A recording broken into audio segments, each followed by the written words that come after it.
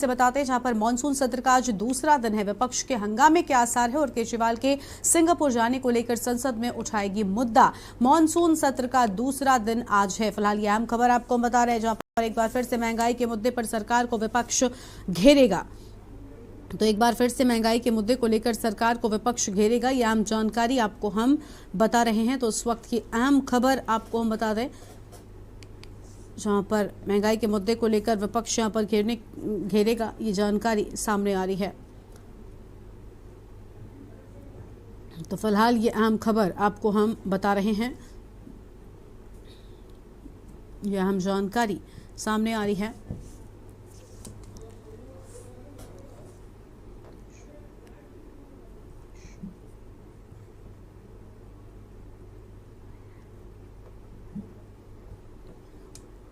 तो फिलहाल ये अहम जानकारी आपको हम बता दें, और हमारे साथ में इसी पर विस्तार से बातचीत करने के लिए दिल्ली से रेजिडेंट एडिटर अमित दुबे जी जुड़ चुके हैं लाइव हमारे साथ में।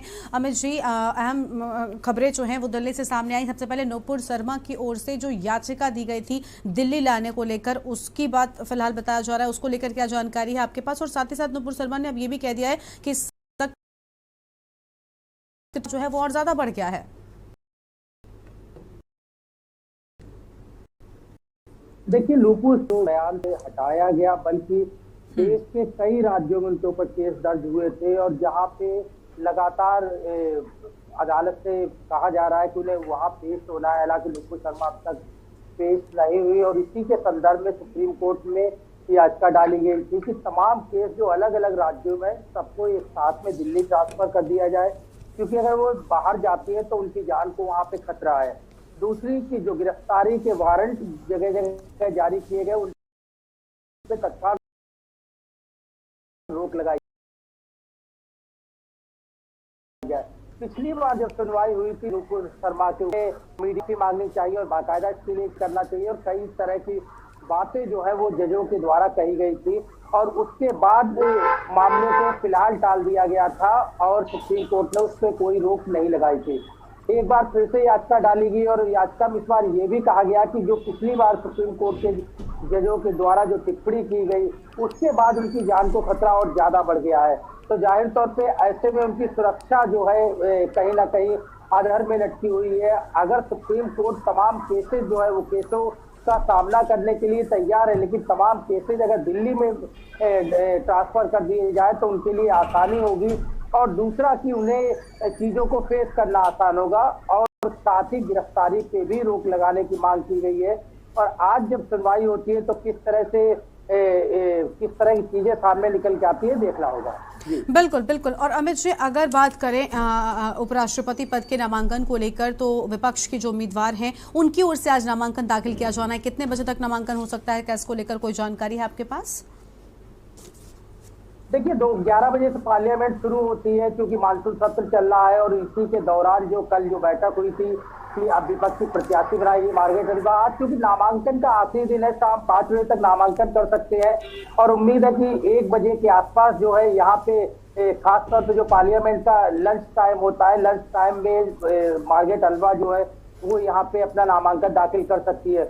दूसरी बड़ी चीज, इस दौरान कई दिग्गज, चाहे कांग्रेस की बात करें, मल्लिकार्जुन खड़गे की बात करें या हम एनसीपी की बात करें, शरद पवार की बात करें या अन्य नेताओं की बात करें, तमाम नेता जो है इस नामांकन में शामिल हो सकते हैं। और राहुल गांधी, क्योंकि कल जिस तरह से उन्होंने वोट पास किया अपना राष्ट्रपति चुनाव को लेकर, राहुल गांधी भी जब नामांकन होगा तो उसमें शिरकत कर सकते हैं।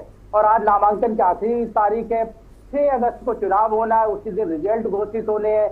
10 अगस्त तक जो है वो वेंकैया नायडू, जो कि वर्तमान में उपराष्ट्रपति उनका कार्यकाल है, 11 अगस्त को नए उपराष्ट्रपति शपथ लेंगे। तो ये प्रक्रिया है।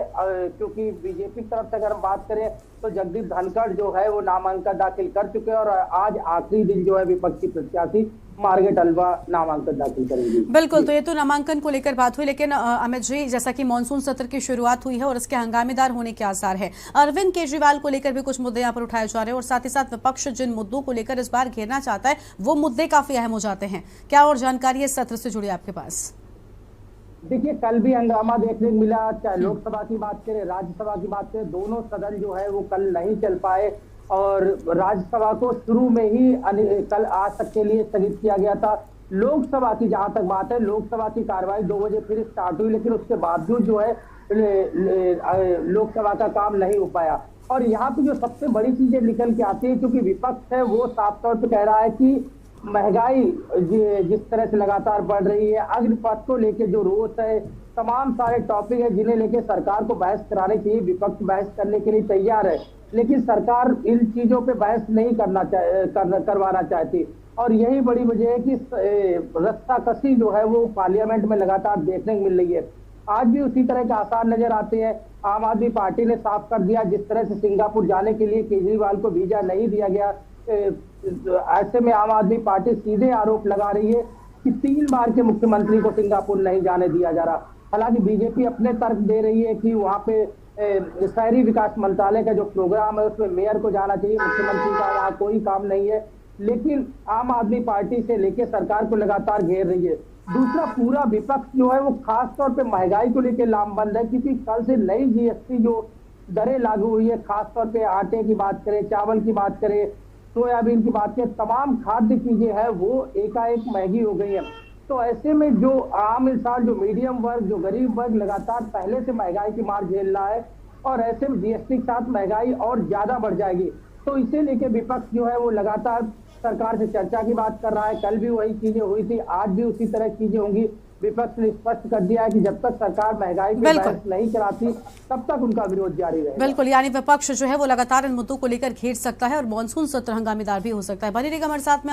अमित जी आपके पास वापस लौटेंगे और अधिक अपडेट बाकी की खबरों पर लेंगे, लेकिन उससे पहले एक छोटे से ब्रेक के लिए यहाँ पर रुकते हैं, चल लौटेंगे। आप देख रहे हैं के न्यूज, खबरों का सारथी। देखें कौन नया खिलाड़ी आया है, समझा देते हैं, प्यार से समझाएंगे। ये तो अपनी जुबान है। जुबान एक हो तो दिल भी एक होने चाहिए। विमल बोलो जुबान केसरी। के न्यूज की खास पेशकश सप्ताहांत में देखिए स्वर्णिम 100 दिन इस शनिवार रविवार रात 8 बजे और गैंगस्टर आनंद पाल इस शनिवार रविवार रात 8:30 बजे प्रबुद्ध चौहान के साथ।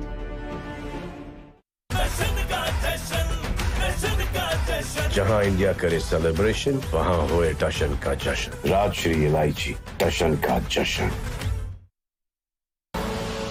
आप देख रहे हैं के न्यूज, खबरों का सारथी।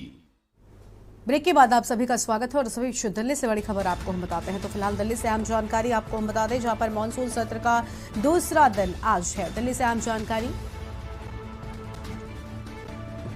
और विपक्ष के हंगामे के आसार, फिलहाल ये अहम खबर आपको हम बता रहे हैं, जहां पर विपक्ष के हंगामे के आसार हैं। और ये अहम जानकारी केजरीवाल के सिंगापुर जाने को लेकर संसद में उठाएगी मुद्दा। ये अहम खबर आपको हम बता रहे हैं, जहां पर हंगामे के आसार नजर आ रहे हैं। फिलहाल ये अहम खबर आपको हम बता रहे हैं। तो फिलहाल ये अहम जानकारी आपको हम बता दें, जहां पर विपक्ष के हंगामे के आसार नजर आ रहे हैं।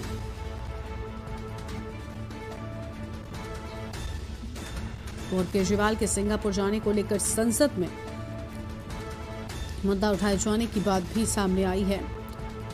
तो ये अहम खबर आपको हम बता रहे हैं।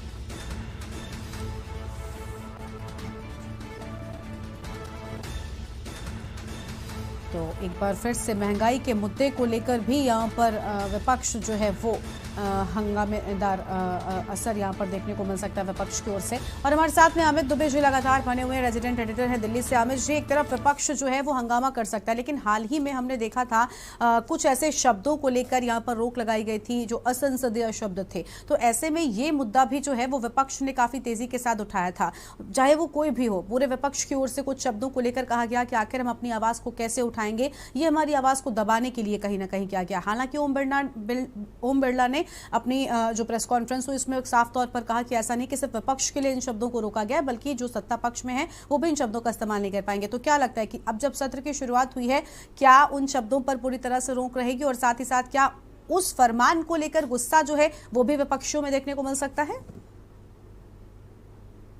देखिए, जब खास तौर पे डिक्शनरी जो पार्लियामेंट की तरफ से जारी की गई थी, असंसदीय शब्द जिसमें डाले गए थे, चाहे जुमलाबाजी की बात करें, खून की खेती की बात करें, तमाम ऐसे शब्द थे।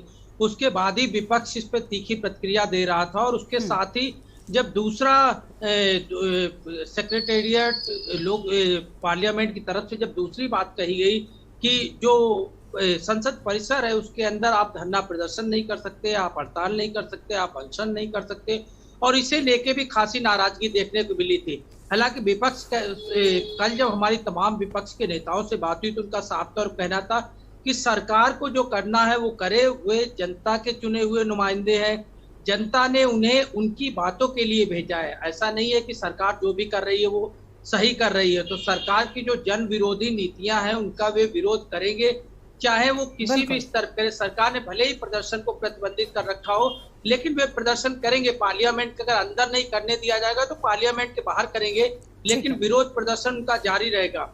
और जब पार्लियामेंट का मानसून सत्र शुरू हुआ था उसके बाद ही 16 सूत्रीय एजेंडा जो है वो विपक्ष ने तैयार किया है।